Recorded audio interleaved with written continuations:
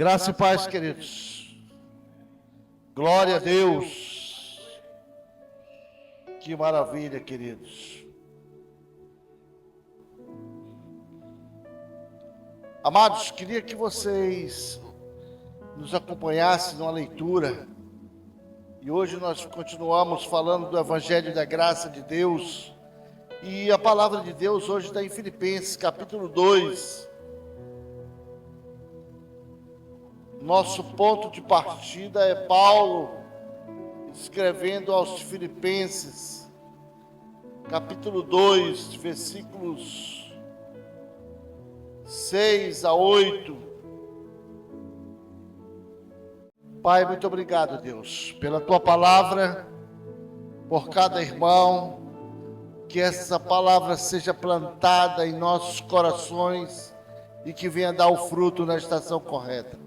Ser conosco, Deus, é a nossa oração, no nome do Senhor Jesus. Amém.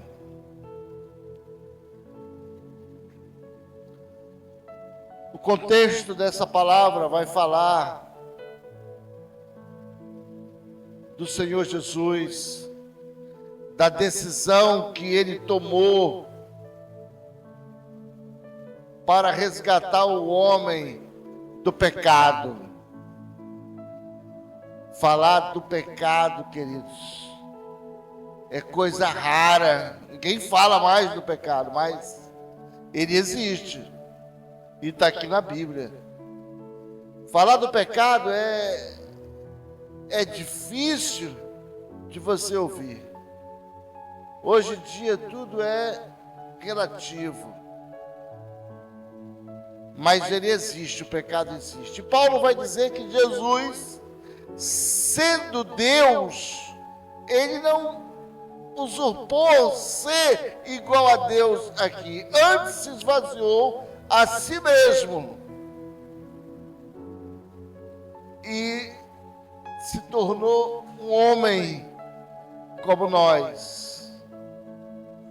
Jesus nasceu e viveu conosco aqui durante 33 anos. E esse processo dele ter se esvaziado a si mesmo, a gente chama de kenosis. Kenosis, não é gnose, é kenosis. É quando ele se desprende de tudo aquilo que ele tem para viver uma vida simples, igual a todo ser humano. Kenosis. Por que ele fez isso, França? Para que cada um de nós, queridos, para que cada um de nós, ao se achegar a ele, também pudesse se despir de toda a sua altivez, de toda a sua arrogância, de todo o seu conhecimento, de tudo aquilo que enche o peito, que deixa o cara com o peito estufado, igual peito de pombo. É sobre isso que o Senhor está falando. E você pergunta para alguma pessoa se ele conhece a Deus, ele diz que sim. Na grande maioria ele vai dizer que sim, mas ele ainda não se despiu da sua altivez. Ele quer continuar sendo o cara. Ele acha que ele é o cara, ele não se despiu. Ele ainda não entregou o controle remoto, queridos. Dizem que quem manda numa casa é aquele que tem o controle remoto na mão. Dizem que se você quiser saber quem manda numa casa, basta ver quem é que está com o controle remoto na mão. Esse manda na casa. Então, o que Jesus está passando para nós aqui, o que Paulo está escrevendo, passando para nós, é uma pergunta. Você já entregou o controle? Já entregou o controle remoto? Porque tem pessoas que dizem, pastor, já aceitei Jesus, estou uma bênção, cuspindo fogo, mastigando prego, mas ainda não entreguei o controle, pastor. Controle remoto ainda continua comigo. É necessário, queridos, que nós entreguemos o controle remoto, se nós quisermos seguir a Cristo. Porque Ele mesmo disse, aquele que quer vir após mim, pegue sua cruz e siga-me. Pegar a cruz significa deixar o controle remoto. Não adianta eu servir a Deus e estar ali com o controle remoto. Não, deixa eu ficar aqui com controle, porque caso não dê certo, eu estou aqui no comando. Não. Servir a Deus, queridos, é entregar o controle remoto da tua vida, apesar de que Cristo tem o controle remoto da tua vida. Mas Ele quer saber se você vai entregar o controle que você tem. Que às vezes você está com controle ali de sobreexcelência, achando que você vai precisar dele, e você não vai mais precisar dele. Você agora é uma outra criatura. As coisas velhas já se passaram, e eis que tudo se fez novo. Precisa se render, entregar as armas. Você agora passou a ser propriedade de Cristo. Não precisa mais das armas, tem que entregar essas armas. Porque a Bíblia diz que agora as nossas armas, elas não são mais contra carne e nem sangue, mas contra principados, potestades, coisas que você não vê, mas percebe. Não precisa mais desse controle, dessas armas. Agora a tua vida, a nossa vida, elas estão nas mãos do Senhor. Não mais mandamos nós, mas Cristo é que manda, queridos. E isso precisa estar latente na nossa mente, no nosso coração. Precisa estar bem expresso. Quem manda hoje na nossa vida é Cristo, e não mais nós. Por isso a pergunta: você já entregou o controle remoto da sua vida, ou você ainda controla? Senão eu acho que eu vou dar uns tickets aqui e tal, eu preciso ainda estar no comando. Quando você entra num avião, queridos, você nunca ouviu falar no piloto. Ele até diz o nome dele: olha, eu sou comandante fulano de tal, e a gente está indo na cidade tal, temperatura tal, aperta o cinto aí e tal, e vamos caminhar. Ele até diz, mas você nunca nem ouviu falar nele. E você confia que ele vai subir aquele avião e vai descer tranquilo. Você tem total confiança nele. Você não vai ficar perguntando: escuta, o comandante apertou o botão lá, fica do lado esquerdo, será que ele fechou a porta direitinho? Não, não vai ficar perguntando. Da mesma forma, queridos, quando nós embarcamos nesse Boeing chamado Cristo, o comando é dele, não é mais nosso. Não tem como mais você ficar interferindo. Agora é só obedecer. É só obedecer. É seguir os comandos que ele te passou e obedecer. Isso chama-se kenosis. Quando você se esvazia, quando você tira de si toda aquela carga,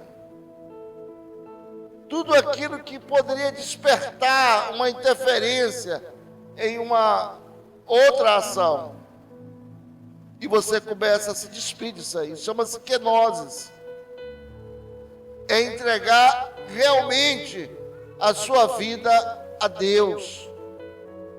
Porque existe uma turma que já entregou a vida a Deus, mas ele ainda fica muito preocupado. Ele ainda não está 100% entregue nas mãos do Senhor. Precisa ainda passar por alguns processos de transformações, e isso demora. Isso quer dizer que ele não aceitou Cristo nenhum, ele acha que aceitou. Quando você aceita Cristo na sua vida, você passa a ser um mordomo, administrando aquilo que o Senhor te deu nas tuas mãos. Não é seu mais. Você entregou para Cristo. Você entregou bens, direitos e obrigações, tudo para o Senhor. E agora você vive na dispensação da graça. Lembra que nós falamos há 3 semanas atrás? Porque pela graça vocês são salvos. E isso não vem de vocês, é presente de Deus. Então não adianta ficar se preocupando, ansiosos. Ou eu entreguei a minha vida a Cristo, ou eu não entreguei. Não dá para ficar em cima do muro. E isso implica, queridos, em responsabilidade. Responsabilidade. Entregar a nossa vida a Cristo. Os discípulos disseram: Mestre, ensina-nos a orar. Interessante que vocês não viram os discípulos dizer: Mestre, nos ensina a caminhar sobre as águas. Mestre, nos ensina aí a dar um rasante ali até o barco que está do outro lado. Nos ensina a multiplicar esses pães. Não, eles perguntaram: Mestre, nos ensina a orar. E Jesus, ele vai determinar princípios de oração. Não é uma oração. Tem gente que ora o Pai Nosso 50 vezes achando que é uma oração. Ali são princípios. Onde o Senhor diz: quando vocês orarem, orem dessa maneira: Pai Nosso. É um princípio. Pai Nosso é nosso. Não é meu, não é exclusividade minha. O Pai não é exclusividade minha, não. É de todos. É nosso. Porque tem gente que ele quer fazer de Deus uma exclusividade deles. Não, Deus é meu. Tu não, tu está quebrado. E ele massacra, ele extermina. Dá um jato ali de baigô no indivíduo e tenta exterminar. O Deus, ele é de todos, queridos. Todos. Aliás, tem um livro muito bom chamado Deus Não é Evangélico. Legal. Se vocês puderem comprar esse livro, show de bola. Deus não é evangélico. Deus, ele é de todos. E pode ser seu. Pode ser seu. Ele diz: Pai Nosso, é um princípio de oração. Estás aonde? Nos céus. Santificado seja o teu nome. Seja feito a tua vontade. Opa, pastor. A tua vontade. Para que a gente possa aprender, queridos. Quando orar, a gente sempre lembrar: Senhor, que seja feito a tua vontade. Eu quero. Eu queria muito. É o que eu mais anseio e desejo. Mas isso depende da tua vontade, não da minha. Só que a galera não vai nessa vibe. Ele disse: Senhor, eu quero assim. E tem uma lombra aí do positivismo que o cara ainda desenha: Senhor, eu quero que ela seja desse jeito, que ela seja assim, assado, pá, ele desenha todinho. Eu quero dessa maneira, Senhor. Ah, Senhor, eu quero uma casa assim, assim, assado, pá. E eu já via uma porção de pessoas dizendo: você tem que explicar para Deus como é que você quer, senão Ele não vai te dar. E Deus está dizendo: que seja feito a tua vontade, não é a minha, queridos. Se for a minha, eu ainda estou com o controle na mão, aí não funciona. Alguém vai dizer: tu não entregou o controle, rapaz? Tu disse que tinha aceitado a Cristo, não entregou o controle. O controle está na tua mão ainda, escondido. Tem que entregar o controle. Quando você entrega o controle, aí sim você vai dizer: agora a minha vida depende exclusivamente de Deus. Você entrega o controle, passa a direção para o Senhor. E aí você vai poder orar com mais liberdade. Senhor, que seja feito a tua vontade. Lembra Jesus lá no Getsêmani, lá suando como gotas de sangue? Ele disse: Pai, se possível, passa de mim esse cálice, mas todavia que não seja feita a minha vontade, mas a tua vontade. Que seja feita a tua vontade, não a minha.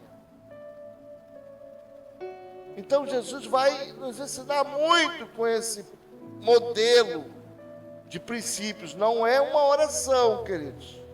Tem muita gente que repete isso aí mais de 100 vezes. Mecanicamente, ele não sabe nem o que ele está falando. Quando você entra nesse campo de Deus, nessa oração, você vai entender que existem verdades ali profundas que a gente nem sabia. E isso é importante para que você possa lembrar que o Senhor não precisava. Ele não tinha obrigação nenhuma, mas a Bíblia diz que ele se despiu. Ele se despiu de sua glória, de seu poder, para viver um período conosco aqui. E dizer para nós: olha, é possível, sim. É possível caminhar no meio de pecadores, sem que você se torne um pecador. Aquela máxima de que diga-me com quem andas e eu te direi quem és, isso não vale para Jesus. Não vale nem para nós isso aí. É bonito, pastor, a frase, ela tem sentido, tem, é legal. Mas não vale para o cristão. Jesus caminhou no meio de pecadores, publicanos, funcionários públicos, caminhou na zona, caminhou com gente de tudo quanto era espécie, mas ele não se contaminou com nenhuma delas, queridos. E é importante que a gente possa entender esse princípio do Senhor. Será que eu realmente já entreguei as minhas armas, o meu controle remoto? Hoje eu vivo para Deus, ou eu ainda estou naquela lombra de achar que ainda sou muito novo na fé, pastor, para entender essas coisas e entregar o controle? E a gente pergunta: quanto tempo tu tem de igreja? Agora que eu tenho 3 anos, 4 anos. Cara, 4 anos, Pedro já era apóstolo. Jesus já tinha subido e Paulo já tinha sido nomeado. 4 anos é muito tempo. Tem nada de novo, já é velho na fé. Velho na fé. Precisa entregar o controle remoto e dizer: Senhor, eis-me aqui, estou parado aí há 4 anos, achava que era novo na fé, já estou velho. França disse que eu já estou velho na fé, preciso agir, preciso caminhar com a pessoa ao meu lado, para chamar pelo menos de discípulo, de aprendiz. É isso que o Senhor está nos mostrando, queridos. Exercer essa gnose, se libertar de tudo aquilo que te atrapalha de caminhar na presença de Deus. Muitas vezes nós estamos apregados a coisas ainda atrás, nós falamos disso já. Nós não descarregamos toda a bagagem. Tem coisa oculta ainda conosco, precisamos jogar fora. Precisamos jogar fora essa bagagem que não presta. Eu não sei o que é. Raquel caminhou milhas com a bagagem oculta. Caminhou milhas com a bagagem oculta. Até que um dia Labão invadiu a tenda e revistou tudo e não encontrou, porque ela tinha ocultado num local impróprio.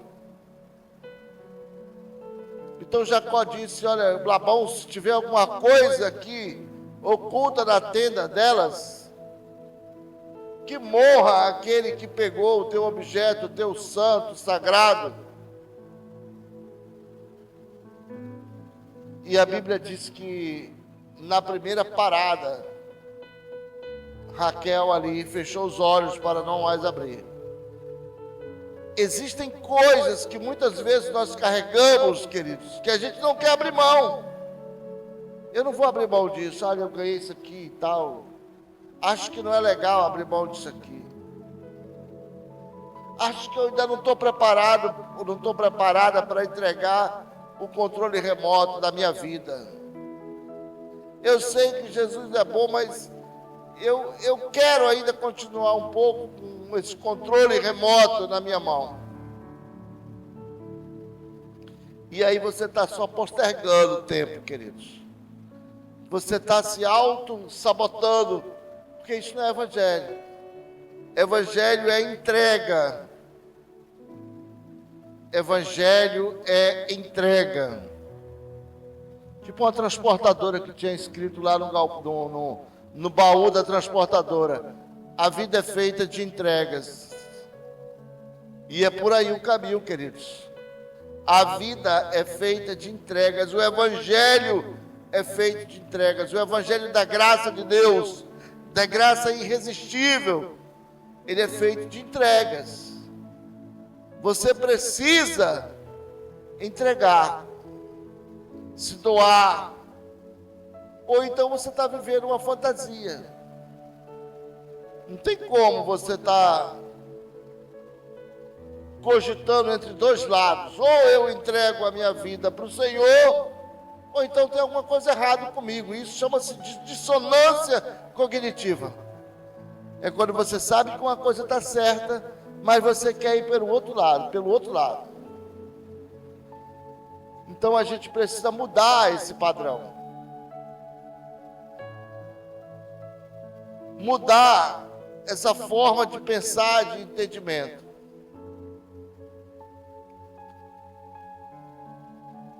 Realmente se despir do seu eu, do seu fermento, do homem antigo, e se revestir de santidade, buscar a presença de Deus e se entregar verdadeiramente na mão do Senhor.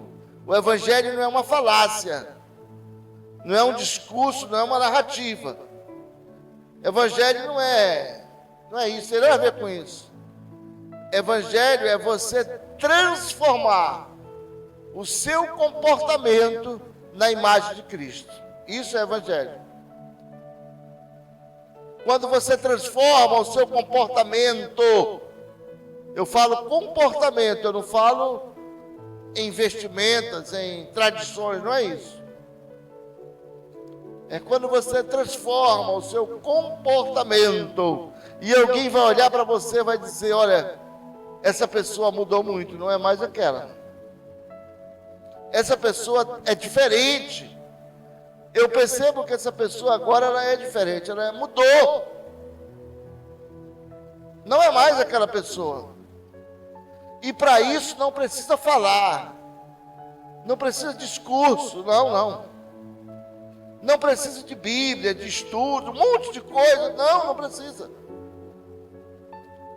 Não precisa você ser o melhor teólogo do mundo, não. Você precisa mudar o seu comportamento. Quando você muda essa chave, as coisas acontecem. Não preciso entender de teologia, de filosofia. Eu não preciso ser um expert em Bíblia, nada disso. Seria bom, mas não precisa.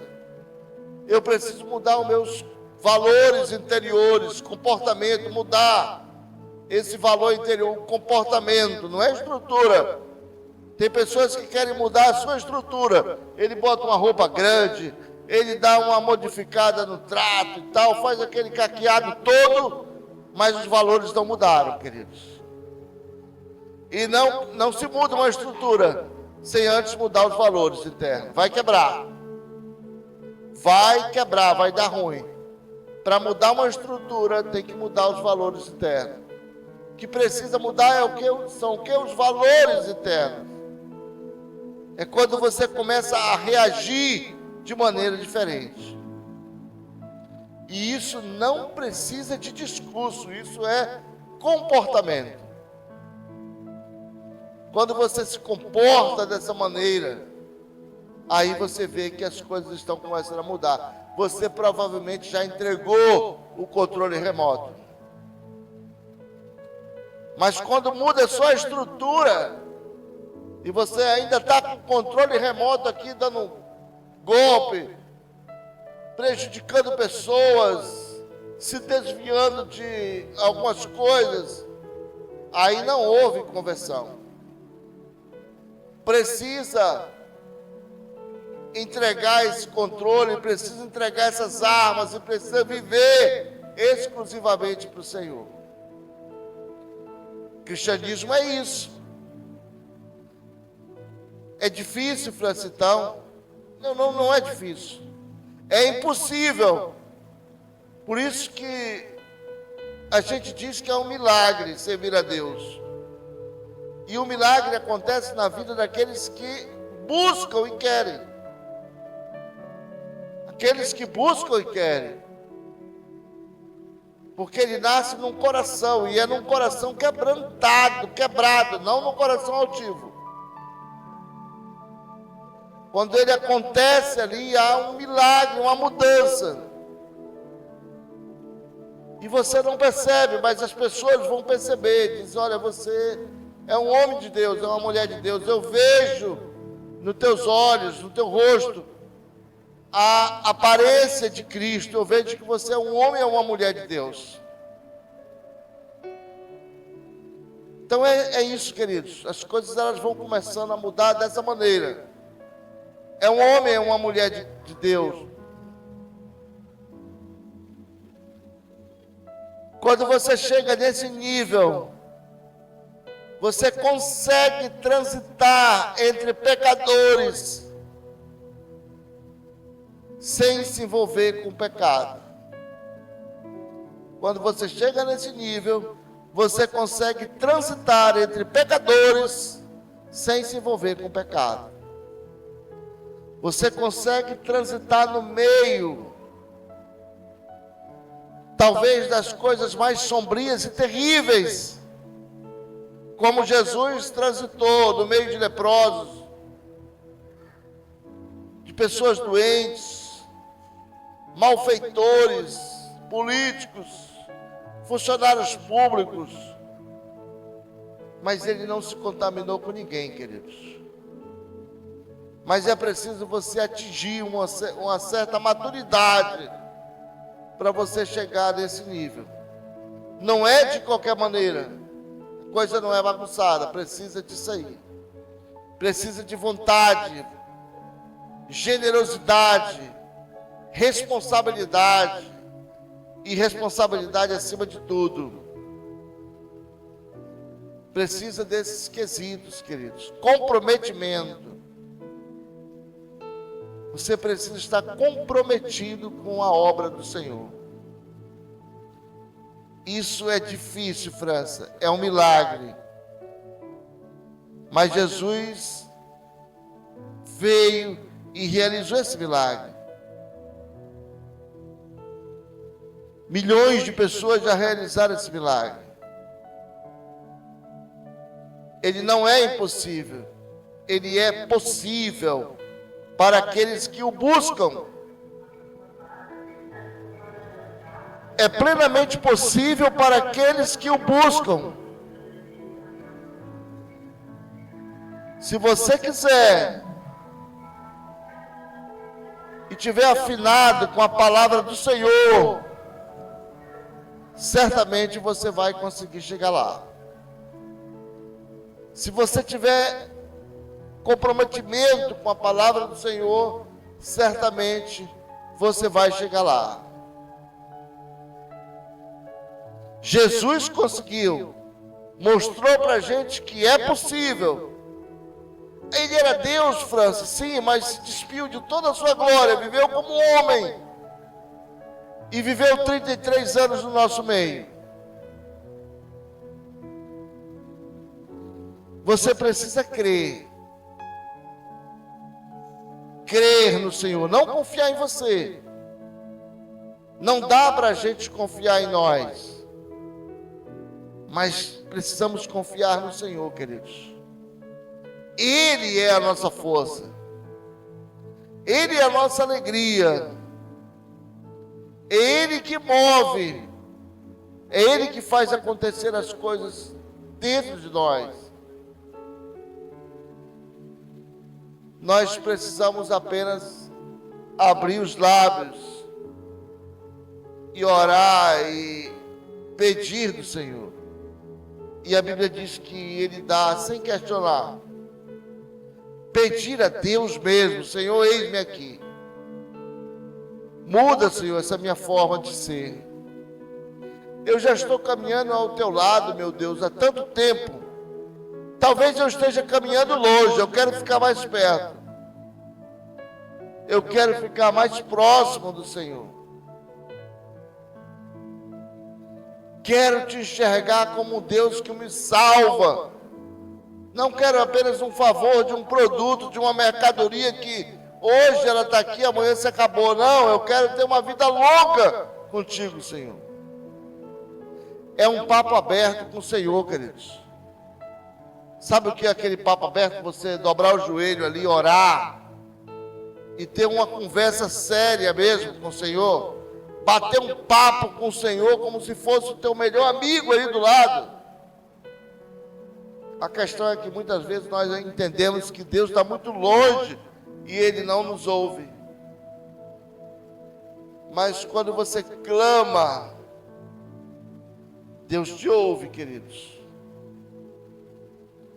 Ele te ouve. E Ele vai fazer o milagre na tua vida. Se você crê, o Senhor vai fazer o milagre na tua vida. Talvez você diga: mas eu já estou há tanto tempo pedindo. Ele vai fazer o milagre na tua vida, queridos. Aquele homem ali no chão, eu não canso de falar, passou 38 anos. Você não precisa passar 38 anos. Você precisa chamar o Senhor para uma conversa. Senhor, eu preciso de Ti. Preciso de um milagre. Preciso que o Senhor me salve.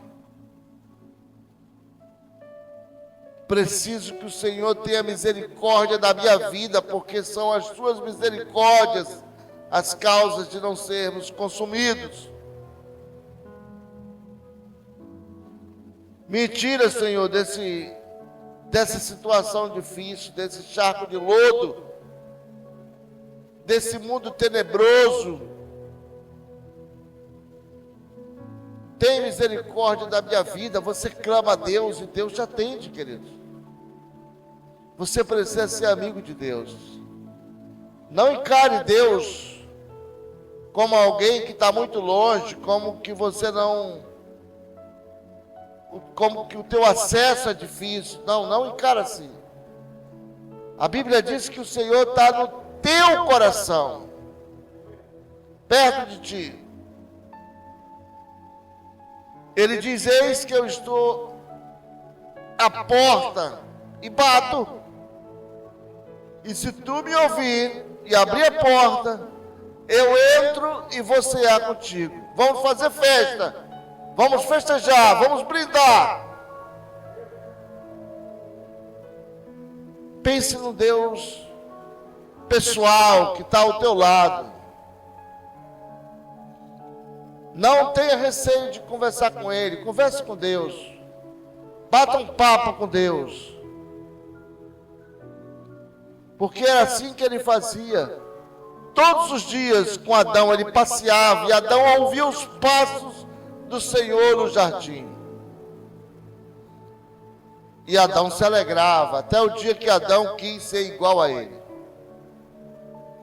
E isso afastou Adão do Senhor. Então chama o Senhor para uma conversa. Tira um tempo de qualidade com Deus. Separa um minuto, um momento com Deus ali. Faz o teu devocional e conversa com Ele. Talvez alguém vai olhar de longe, vai ver que você está conversando, esse cara não está normal, está conversando sozinho. Não tem problema. Ana estava conversando sozinha? Não, Ana estava conversando com Deus. O sacerdote olhou e disse: Ana está chapada, bebeu muito. Ela disse: não, senhor, eu não bebi muito. Não é isso, o senhor não entendeu nada. Eu estou conversando com meu Deus e eu estou buscando respostas. Busque respostas do Senhor. Converse com Deus. Eu tenho certeza que Deus vai te responder. Jeremias 33:3, ele vai dizer: clama-me, e eu te responderei, e vou te anunciar coisas grandes e ocultas que tu não sabes. Então clama, querido, clama ao Senhor. Na tua casa, no teu trabalho, na rua, no ônibus, no teu caminhar. Invoca o Senhor teu Deus enquanto há tempo. E Ele vai fazer uma grande transformação na tua vida. Que Deus te abençoe e te guarde. Que o Senhor faça resplandecer sobre nós o seu rosto e nos dê a paz. Essa é a nossa oração no nome de Jesus. Amém.